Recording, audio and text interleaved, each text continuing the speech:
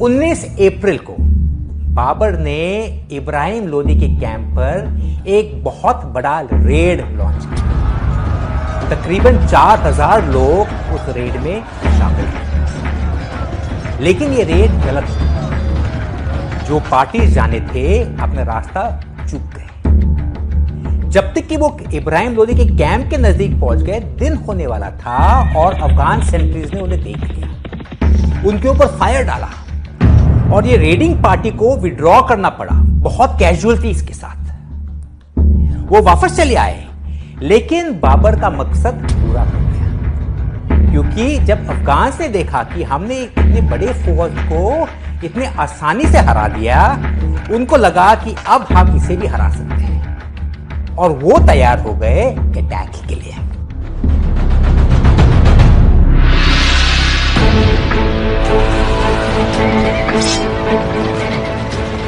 सुबह तड़के भोर अहले सुबह इब्राहिम लोदी ने कूच किया और उसकी योजना साफ थी कि जो आगे आए मार दो, और वो आगे बढ़ता चला गया। सामने उनके 300 वॉर एलिफेंट्स थे, पीछे उनकी मेन फौज थी। इब्राहिम लोदी के टैक्टिक्स तो बड़े आसान थे। वो चाहता था मैं एलिफेंट्स और फोर्स लेकर के ब्रेक कर लूं और उनको वहां खत्म कर दूं। बाबर के करावल दस्ते ने बाबर को सूचना दी कि इब्राहिम लोदी आगे बढ़ रहा है। सामने जो करावल थे उन्होंने हल्का सा डिले कर दिया, खबर पास करते रहे पीछे बाबर को कि अभी दुश्मन आ रहा है। हरावल ने उनको कांटेक्ट किया और वो भी पीछे पीछे हिलते रहे।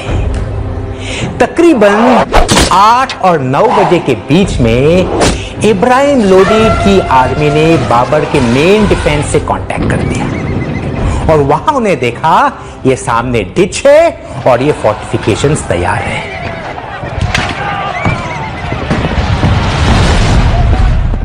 जैसे ही उस खंदक के पास पहुंचते थे, घोड़े और हाथी उसमें गिरने शुरू हो जाते थे। नीचे आबादियां लगी होती थी, वो नुकीली चीजें घोड़ों के पेट में घुस जाती थी। अब इससे कंफ्यूजन पैदा होता है।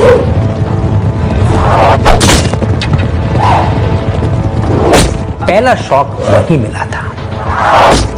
जैसे ही वो 200-300 मीटर के गज के दूरी पर आ गए, बाबर के आर्टिलरी ने फायर खोला, उनके कैनन से फायर किया।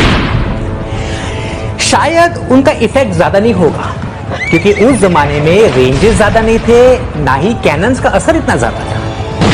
लेकिन उसका क्या असर हुआ था, जो आवाज हुआ, जो धमाका हुआ, जो फ्लैश बना, जो वॉर एलिफेंट्स थे आगे, वो देख करके घबरा गए और घबरा करके वो पीछे हटने लगे। जब दुश्मन हड़बड़ाहट में पीछे हटता था, उस वक्त बाबर तुलगोवा इस्तेमाल करते थे, आउट फ्लैंकिंग मैन्यूवर। तो दुश्मन को क्या लगता था, हम पीछे हट रहे, पीछे से भी हमला हो रहा है। ये होती थी एक बहुत तेज घुड़सवार की टुकड़ी, तुलुकमा जो, और उनको आदेश दिया जाता था कि अब आप फौज के दाएं से हमला कीजिए या लेफ्ट फ्लैंक से हमला कीजिए, तो फौज को आउटफ्लैंक कर देते थे। और उनके पास एक खास हथियार था, जो कि था डबल कर्व बो, एक छोटा हथियार। लेकिन उसका फायदा क्या था, उस हथियार से घोड़सवार तकरीबन 220-250 गज की दूरी पर फायर कर सकता था।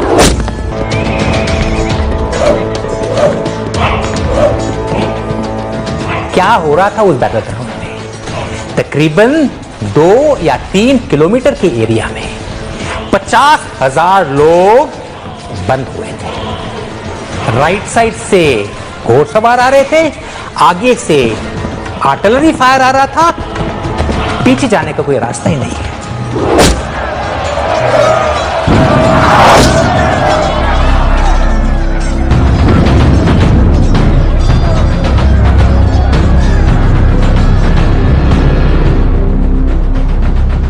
इन हालात में सुल्तान इब्राहिम लोदी के एक वफादार ने कहा, बेहतर हो कि आप इस वक्त मैदान जंग से चले जाएं।